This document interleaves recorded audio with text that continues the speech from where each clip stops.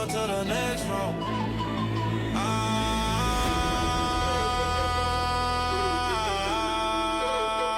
Yeah. Welcome to the next room. From the field on my way to the next room. Welcome to the next room. Ladies and gentlemen, welcome back to another episode of Next Row. I'm your host, Vernon Davis, and you know, always somebody unique. So I have a gentleman I'd like to introduce you to. Works for Verve, partner at Verve. He does a lot. David Boxerbaum. Great to meet you David, guys. Thank you for having me here, bro. yeah, you're welcome, man. Just tell me how the name Boxerbaum. That's an incredible last name. I wish I had it. Do you always get people always asking about your last name? People haven't called me Boxerbaum in years, which is funny. They call me Box, the bomb, Boxer, so being referred to as my last name, it's like I rarely hear it anymore. So it's nice to sometimes know that it still exists. But yeah, it's a fun last name that in high school or growing up, I was like, oh, this name sucks. I used to get made fun of. And I was like, darn, I used to like scorn my parents that what are you doing? But now I appreciate it because now it has a little fun ring to it, So Oh, that's amazing. you appreciate when you get older. That's amazing, man. No, you do. I really love your last name. I honestly do. You Thank mentioned David. Yeah. By the way, the irony is that one of my favorite hobbies is boxing. I'm a big in the boxing world, and so having the last name helps to give me that little bit of a confidence booster. That's very cool. Did you box Yeah. as a kid? I didn't. I started boxing about 10 years ago and really got Okay. into it. And I've really been something I've really enjoyed and loved. And it's been really a big part of my life for many years. It's also the stress of entertainment business in Hollywood. It's nice to have that outlet, as well. No, that's very good. And speaking of as a kid, you mentioned as a kid how you used to make these short films with 8mm cameras. Like Sure. what was your very first film idea with that? So I think it's funny. My dad and I, growing up, we watched a lot of old movies and really got into that space. And I remember seeing like some of the great Frank Capra movies, like It's a Wonderful Life and all these movies, and realizing there's an opportunity to like really lose yourself in cinema and the magic of it, and behind the camera, in front of a camera. So um, I, did my research you could do. There was no social media. There was no like internet at the time, obviously aging myself here, but clearly you can see from the gray hair I wasn't born yesterday. So I found the camera and started writing, some short stories, short films with some of my friends. And we went in the backyard and started shooting movies wherever we could. Right. So just kind of practicing and getting familiar with what it meant to do film and get in that space, knowing nobody or nothing about Hollywood, knew nothing about it, knowing nothing about that world. Was a sports kid, was a kid that just loved movies, and wanted to find a way into it, but just didn't know how to. So I just picked up a camera and started shooting stuff. Oh, that's pretty cool. Especially are you still making shorts to this day? No, now I help clients, put them in jobs and do their own movies, So it's a good question because I went to film school. I went to NYU Film School and did that. But I then graduated and really got behind the camera now, which is much more of the business side of entertainment, and not in front of it. There's always that little film school kid, film boy inside of me, right? That loves it and loves the idea of picking up a camera and shooting. But today I find myself more representing talent and putting them in front of the camera or behind it. So that's where my goals are now, and most of my time spent. And tell us about Verve for those who do not know Sure, who Verve is and what you guys represent. sure. Tell us a little. Yeah, sure, Vernon. Verve is an agency that was born out of another agency called William Morris, and we were at first an agency called there was an agency called Endeavor. Endeavor was born out of the idea that there's these agencies called CAA, William Morris, and then UTA existed, and they were all doing this certain aspect of agenting and kind of representing a lot of great filmmakers and artists, and whatever. But they were kind of starting to lose the focus of what it really represented to represent the artist, and put the artist first, and what they wanted to achieve, and the art of filmmaking and all of that. Endeavor was born out of that. Endeavor was an amazing agency. Ari Emanuel, all these major icons of our era in Hollywood started Endeavor. And there, I also worked. And I met three of my partners who became partners later on in life, in Verve. And over the course of Endeavor, when it first started, it was amazing. It was the agency that was for the artist, about the art, about really putting, I said, art first over everything else. Every other idea was all about, making sure the art of the client was what everybody wanted to see first. Once that kind of started to get lost a little bit, the three of the guys, I had already left and went off my separate way and started doing other stuff, other agencies and in other worlds. These three guys left Endeavor, started Verve, and 7, 8 years into it, called me and said, "Hey, why don't you kind of get the family back together again? Come here and help kind of build what we're doing over here. It's amazing." And so I joined about 9 years ago, and we've become, I think one of the great, literary and talent agencies in the world, representing writers, directors, content creators, digital, books, publishing, all of it, and really kind of putting a stamp on artist first representation, and really being at the forefront of it. It sounds so obvious, but what happens is you see a lot of the agendas of agencies becomes first and foremost, where the artist agenda becomes the second to that. So we wanted to make sure the artist agenda and what they wanted to achieve was first and foremost always. Where you guys located, David? We're located in Los Angeles, so in Hollywood.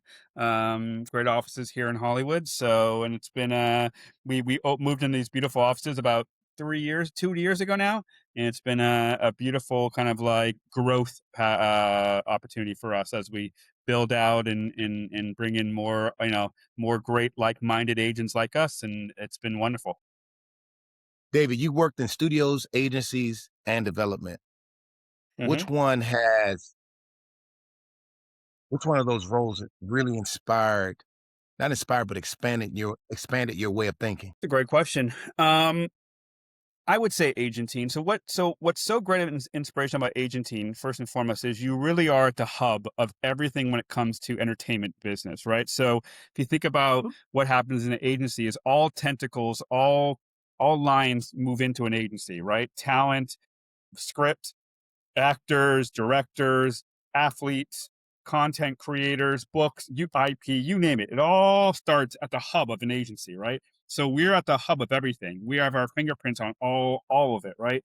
So to be a part of all of that and be able to move chess pieces and be a part of like putting things together and selling things and really helping elevating clients' careers to a whole new level, there's something really inspirational about that. As much as it's might not be your own kind of career that you necessarily like I said, I went to film school, I had this dream to be able to take my own aspirations and inspiration from what I wanted to achieve and then help achieve it for somebody else. There's something really gratifying about that, inspirational, that I get that I really kind of appreciate and humbled by.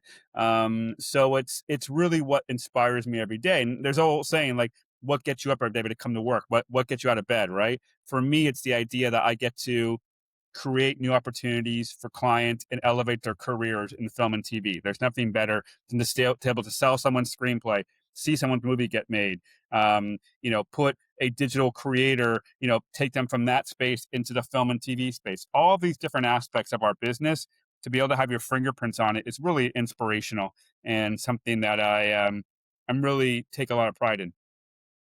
No, that's good. You should take a lot of pride, Dave, especially in your journey in your career, because you went from mailroom to partner, correct? Not as quickly as that. That would be amazing if I did. No, that would be a pretty quick jump. But I did start in the William Morris mailroom, which is very kind of like quintessential, the creme de la creme of mailroom that a lot of people start in and kind of meet your peers that you grow up in the business with. And after William Morris, I kind of like started as an assistant working for some of the greats of our time in the agency world. And then once I really kind of got promoted and learned the business, I kind of moved around different agencies trying to find that right home for myself and like I said, joined up with these guys because I was so used to what I was so sold on what their mentality was of said of artist first representation. And so when I joined up with them, I was a partner with these guys and kind of helping to build Verve into what it is today, which is again one of the premier, I think, literary and talent agencies out there. So not a quick manager, mailroom to partner, but a trajectory that got us there in a kind of years time span. Why is it important for you to put artists first? Because why are we doing what we're doing if not? The question, the simple reason really is we're in this business to sell art. This is about storytelling. This is about being inspired by somebody's acting, directing, writing, novels, piece of art, whatever it may be. Right? It's a pure art of what it is. We chose this path not just for the business acumen of like wearing nice suits, having a nice watch, having a nice car, driving around, all that stuff, and like going to parties. This is about the aspect of movie making and television, and there's something really special about that. The idea of cinema and television, I fell in love with it so early. So be able to put that always first and foremost and make that the forefront of why we choose every call we make or decision we do is really what the foundation of this business should be about. Um, a lot of time, politics and other things get in the way of that. But a core of what we do, it's about art. It's about movie making, television shows, the art of storytelling. And that to me is what I signed up for day one and what inspires me to come to the office every day. Mm, that's amazing. And you know what you said about inspiring you to come to the office every day? That's Hmm. very important because we all need Yeah. inspiration thing that we do in life. So for you to have that Yeah. as your inspiration is a testament to who you are. So I appreciate you for Appreciate that, that. my man. Yeah. Appreciate that. And Yeah. Yeah. absolutely. How did you know that Verve was the right partner for you, though? I mean, you've been from A to B to C. You've seen these different companies, right, that you've been with. But how Hmm. did you know that Verve was the one for you? Sure. Like-minded individuals who thought the same way I did. Now, you don't want to always be with the same people, right? You want to have different ideas, different opinions, different kind of personalities throughout any kind of place that you build, right? Um, you know, when you're with when if I may point to yourself as your career, right?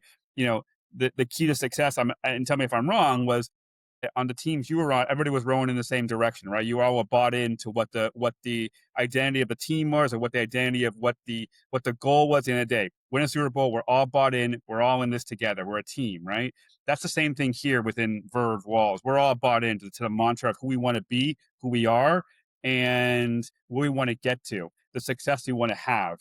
Um, there's no fiefdoms, there's no individuality. I mean, there's individuality, but there's no like, everybody, someone run over here, someone over here doing this, someone over here trying to make this happen. Everybody's built into one goal, ultimate goal, the success of the agency. And when you get everybody bought in, everybody rowing in the same direction, it's a beautiful thing to watch. So, and a beautiful thing to be a part of. So for me, it was about being at a place that everybody was bought in and going the same direction, had the same goals in mind. Um, Very hard to find in a business full of egos and a business full of me. When it's about we and not about me, it's a far different success story that you can have than just about me, and how do I get there. It's about how do we get there. And I think that was really what was inspiring about this agency. I don't know if you remember, David, but I had a situation in San Francisco where I was sent to the locker room on national television, and then I there was remember. a right. Yeah, Coach Mike Singletary, he sent me to the Yeah, locker of room, and course. that all had to do with me being all about me. But Hmm. when I was able to turn that corner and realize that it was more about the team than it was about me, my career took Correct. off, team got better, and I was in a better space mentally because I knew the importance of building together. Yep. So Yep.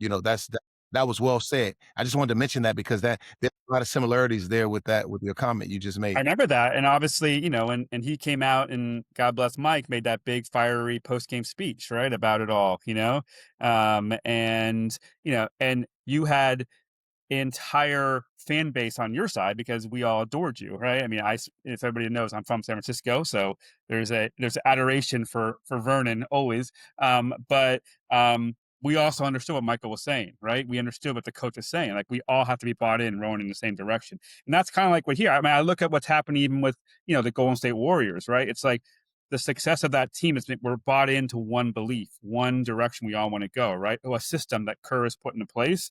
And the reason there's been some kind of fractures is because is everybody bought in? Are the players who are not there? Are they bought into what they want to do?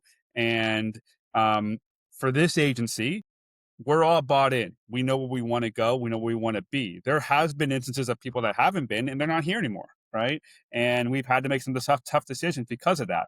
Because we know the success we can get to. We know we can achieve, but we have to have everybody bought into that message and to that road that we want to travel down.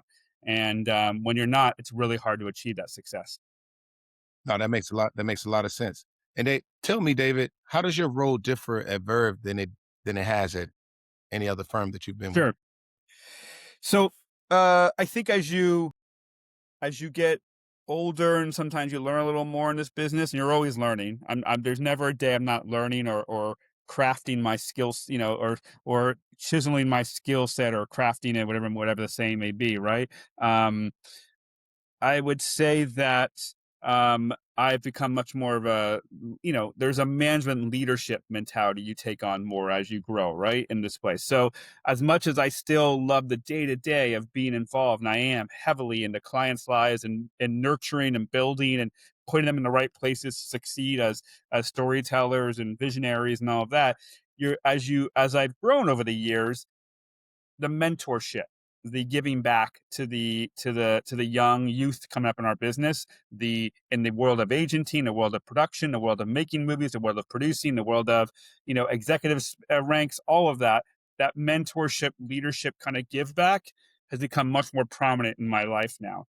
Doing podcasts like these and kind of like speaking about the ups and downs and trials, tribulations, not only my career but the business itself is much more of a place I'm in now than it was maybe 5 years ago, 10 years ago. We are just trying to get in the grind and trying to have that success and trying to head down, focused on yourself. Right? It's become much more of a giving back mentality as well. By no means am I slowing down. I'm just as passionate and fiery and as driven as ever. But there's a give back mentality that comes with a little bit of like gray hair, I like to say, and years of doing it. David, you made some major moves at Verve Agency. As a partner, you were able to sign the WGA Code of Conduct and push for changes in assistant pay. What does that mean for those who are listening? What does that even mean? It's being supportive of the arts first and foremost. So WJ Conduct, we've always supported the artists, right? We understand there's always going to be labor issues that come up, and there's going to be internal kind of issues with, you know, labor versus artist and how that works, and they're going to be, sometimes they're going to be strife. But we've always been on the side of the artist, an artist first mentality, as we spoke about, a number of times in this podcast. So the WGA strike was about artists' passion, drive, and want for a better deal moving forward in their contract with the studios and labor. We supported them. We were the first ones to sign the code of conduct because at the time it was, would the agency support the artist's drive to get rid of certain things within the labor that would also affect agencies? And agencies were reluctant to do that, to support that. A lot of them were. We were the first one to step up and say, we support the artists always, and we support their drive to get the things they need to push forward the things that they needed in their careers to better themselves, right? So we were the first one to sign that. On assistants, simple. Assistants, are some of them are the lifeblood of our agency. They're the ones that are here, first time, sometimes first in the morning, last ones leave at night, right? And it was just about giving them more of a reward for their hard work and giving them a better pay, and recognizing them a lot more. And that was an easy decision that we made quickly, and one of the first, if not the first, to give them a better pay structure that celebrated them and rewarded them for all the hard work and passion and effort they put in every day when they come to the office. Mm, and you noticed that and you rewarded them because you saw there was there was like something not quite clicking there, and you were able to identify that. That's pretty cool. Uh, So the now, the pay difference between, what some of us were making compared to what they do and all the hard work is, is a pretty big gap at times. So we wanted to reward them for again, for their hard work, and try to find a way to show that, they're seen. We realize what they do, and we realize that, again, some of the lifeblood of our agency is their hard work and drive. how do you balance internal agency goals with the needs of clients? Hard. It's a great question. And that goes to, how do you put artists' needs and wants and passions and goals first before yours? It's a delicate balance that you have to make sure you know that you got in this business for the artist always first, their goals. So, a lot of times, if there's things that we think will bump up against what artists, are looking, want, and needs are, and want, we will kind of test it with some of our clients, and we'll call them and we'll kind of discuss about what kind of we're thinking as an agency. Not necessarily letting them dictate how we're going to run our business, but really kind of gauge kind of what we're thinking sometimes and kind of how we're going to approach it. But we have a lot of discussions internally. We have a great leadership, board put together that really kind of sits down and discusses a lot of these big, kind of, I would say, business altering decisions that have to be made. The one that's probably the biggest right now in our business is the use of AI and how that's going to come to play with our business, right? AI is coming. There's no use trying to turn your nose to it or turn a blind eye to it. It's coming to, become a real part of entertainment. And so how do you accept AI into our world and not let it replace what we're all about, which is the artist and storytelling at its purest form.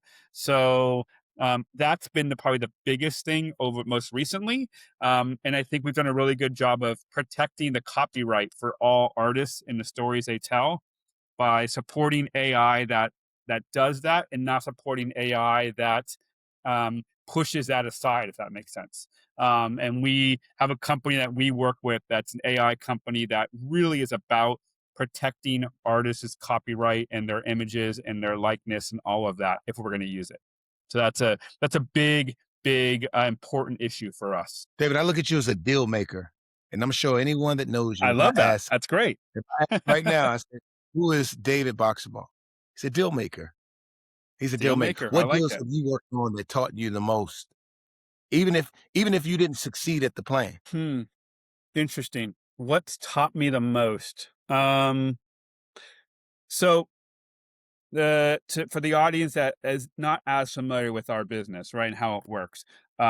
So when a writer writes a screenplay, it's called a spec, right? We'll call it a speculative work, right? It's a screenplay that they wrote on their own, they control, that they've given to their agents to take out and hopefully sell it to the marketplace. So all the movies that you and your audience sees and all of that, a lot of them come from specs that the clients will sit in their own houses, apartments, wherever it may be, and write, singular by themselves, and then give to us to go sell. So that market is something that I've had a lot of success in, we've had a lot of success in, but that market has shrunk a little bit. The idea of taking specs and selling them to the marketplace has shrunk. So you have to be creative as an agent. You have to, as a deal maker, let's just use that term. You have to think how outside the box. You have to think, when everybody's going left and trying to continue to sell specs and do the same old thing, how can you go right? Right? How can you be a little bit more of a disruptor than typical kind of standard way we've been doing it for years? So myself and many people here at this agency figured that there was a new form of way of selling things recently, which was the short story form, which I won't take up too much more time of your time because it's a bigger conversation. But a lot of our we found a model of writing short stories that could be financially and creatively lucrative to the business. And we've turned it into a really, really, really successful business, meaning that clients have gone to then now write short stories. We've taken them, put a lot of talent around them, directors, actors, actresses, whatever it may be, and taking that package to the marketplace and sold it in a very big way. And they're becoming big movies now. And so much as the fact that Verve was really the first one out of the gate with it. And now every agency has really become enamored with the short story success and made it a real um, defining part of their business now. So I would say the ever changing business, the ever changing landscape of our entertainment has taught me you have to be nimble. You have to be able to change courses and you have to be able to think outside the box. But most importantly, you got to think about what's the white space? What's the space that someone's not really focused on that you can make a real big, dent in, so to speak, and a real big jump into. So short stories, selling that in a very big way. And when I say big way, I mean it's become a massive part of our business now, and that's been really cool to see. No, that's amazing. I like to hear that. How do you how are you balancing the business part with the creativity? Because there has to be a thin line between Sure. there. Because you know, you're all business. I can tell by you the way you think. I mean, you're just a Sure. It's hard because yes, at the end of the day, the old saying, we got to keep our lights on, right? Uh, so you're always trying, at the same time, you're always trying to sell the best art, right? So for me, it's always about, and for us, it's always about how do we so for every piece of commerce, every piece of a big project we sell, how do we also make sure that there's art the art behind it is getting seen as well. So there's a commercial viability of what we do that will keep the lights on. There's things that are the very obvious like A's and B's of our business, right? Putting clients to work on, on jobs at studios, selling things, putting directors to work, putting actors to work, and actresses and all of that kind of stuff. And then there's kind of the things of putting together clients' passion projects, putting together, you know, really cool, interesting new stories and working on clients' new ways of finding new revenue in digital and books and publishing. All these different areas that may not be business um, profitable right off the bat, but really is the heart and blood and soul of the art of what we do, right? So it's balancing both and it's making sure that one doesn't become the bigger than the other, but both are being serviced in the same way, right? At the end of the day, Vernon, like you said, I'm a deal maker, right? I'm about trying to close deals, make deals, put clients to work. Um, the same way you have an agent in sports, right? Is very similar to what we do. Whatever we're trying to always look for the best deal, negotiate the highest amount of opportunity we can for our client, always, right? Maximize as much as possible. The same time, we are selling also art too, right? And you can't forget that. You are selling the idea of imagery and storytelling and something far different than putting a athlete on the field, right? So this is something that's going to put something in the theater that's going to hopefully emotionally change people's lives ever. Same thing with an athlete as well. It's just the art has to be very handled well and very and delicate sometimes. And it's important as an agent, even when you're doing the deal making and the moving and shaking, all of that, that you're still delicate with the art that you have, right? And you put it in the right hands. And that's really, really something that I take pride in, and I don't doesn't go lost on me. That I'm in a very special position where I sit, that I get to actually help put movies and TV shows and actors and all these things on the screen. That's a pretty honorable thing that I don't forget. It humbling, I should say. Honor that I get to do every day. that's pretty cool. No, that I mean, you give me a lot of insight. I'm learning a lot as you speak as well, David. You know, I don't know, I'm not an expert at Sure. I don't think I'm an expert in anything. You know, I try to learn my best to learn as much as possible. There's not many people that can do what you do. You're an athlete, my friend. You are one of one in that sense. Let's be honest, you know. I, I But appreciate it. Thank you so much. Dave, I want to remind everyone that they can get this episode and every episode that I do sent to their phone automatically. All they have to do is hit that little follow button on Apple and Spotify and follow on YouTube. right. David, Awesome, man. you Yeah. are you have been involved with just give me a little bit about the eighth pick. You had something to do with the eighth pick, Oh, right? You were interesting. involved. Sure, sure, sure. So the eighth pick is it's a beautiful story, and it's a story that is still going on now because in the sense of like we're putting together now in the sense of directors and in the studios and Warner Brothers. But a little backing up here, writers gave us a script they wrote, and it was a story of the drafting of Kobe Bryant and the story behind that, right? We obviously iconic figure, iconic career. Um, but what's really wonderful and insightful to see is what was the behind the scenes of the drafting of him between the time New Jersey Nets and the Lakers and all these different kind of like people that were behind the scenes and the real trials and tribulations and drama that went into actually drafting Kobe Bryant. And in theory, what could have changed history if he didn't end up and almost didn't end up on the Lakers, right? So the spec was absolutely beautiful. We gave it to these very, very wonderful producers. The producers of King Richard, the Venus and Serena Williams story. You know, obviously how they became that and their father. And then we gave it to Tom Beatty's company, Religion of Sports, and they're producing it for Warner Brothers.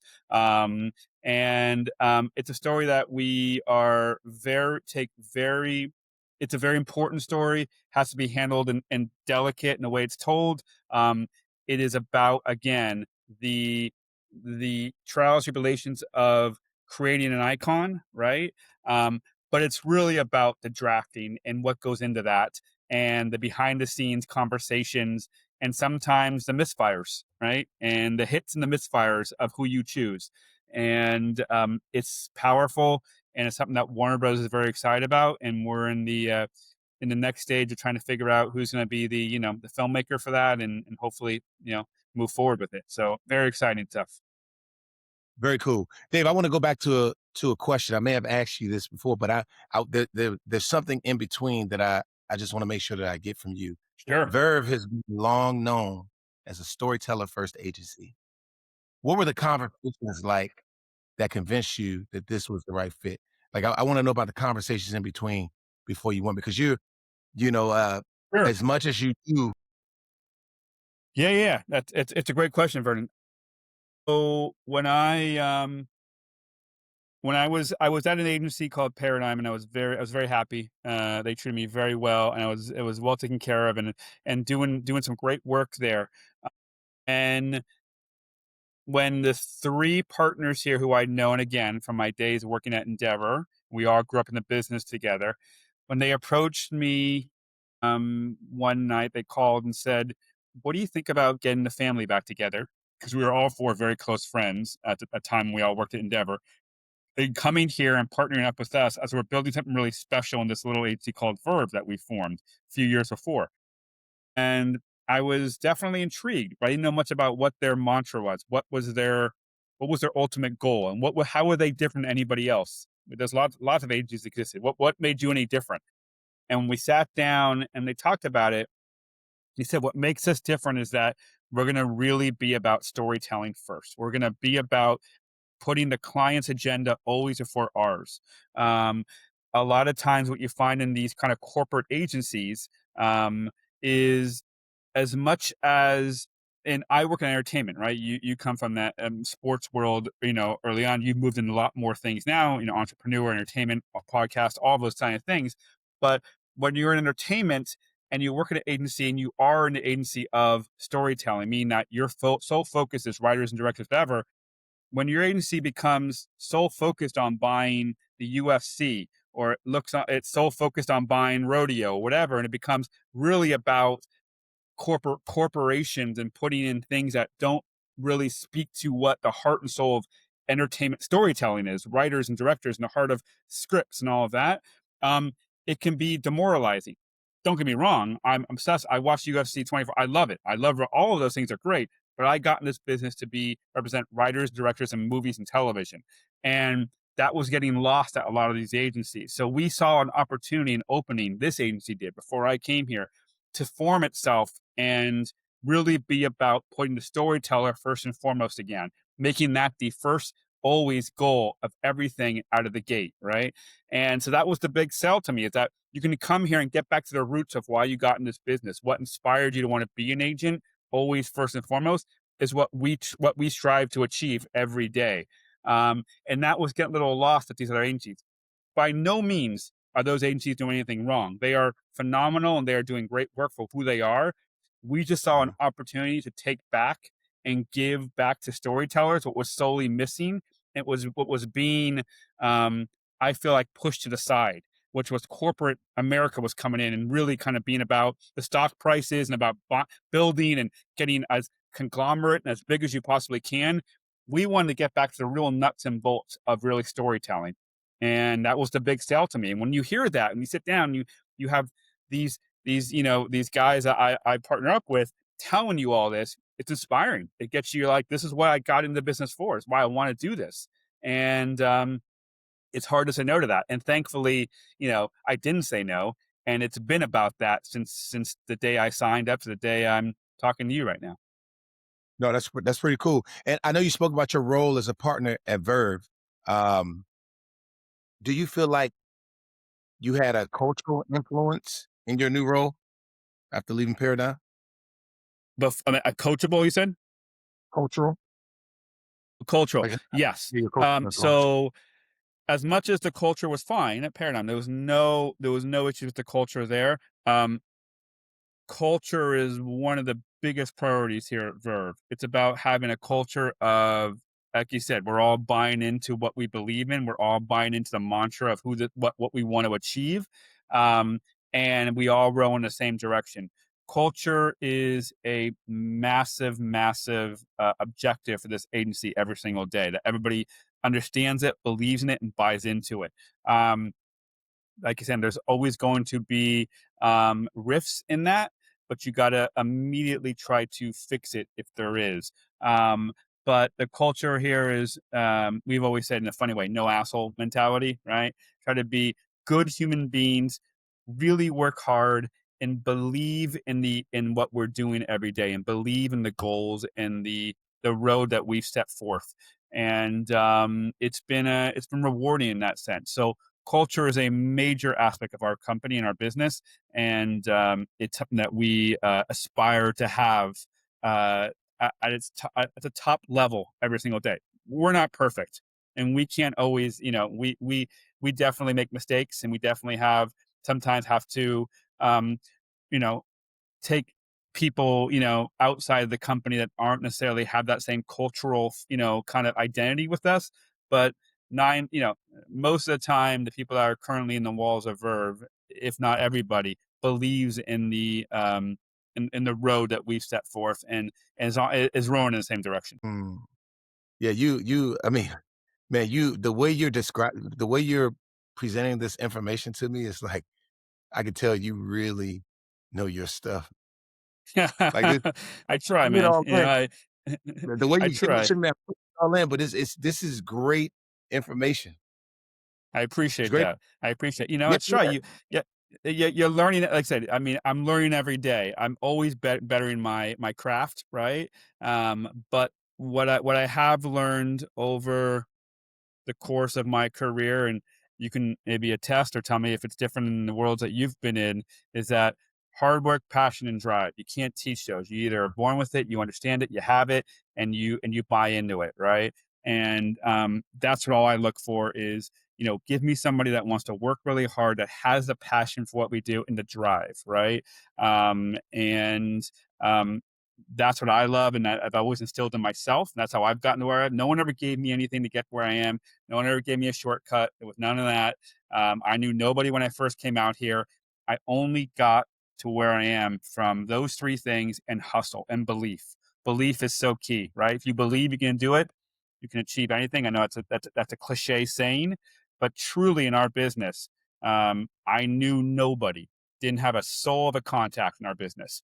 And I came out here with, barely any money in my bank account and a suitcase and a dream, right? And so to be able to sit here where I am today talking to you and be able to achieve what I get to achieve, and go to work for these amazing artists every day, then, I'm humbled by it. every day. And it's not over. I have that same hunger and drive every moment. I get up still. It's just about now being able to take that and give back and tell people kind of what I've learned in my career as well. Yeah, no, that's pretty awesome. I'm sure Kobe's looking down and smiling right now because he couldn't a better person, to partner with him as far as the 8th pick goes.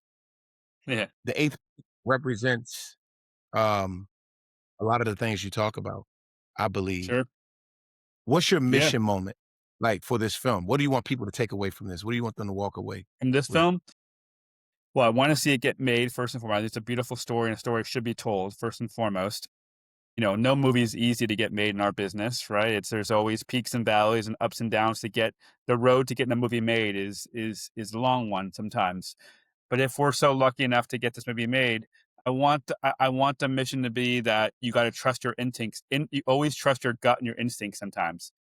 And if the people surrounding the gentleman that first thought that Kobe would be the perfect person for the New Jersey Nets would have trusted him and trusted his instincts, Kobe would have been a New Jersey Net, you know?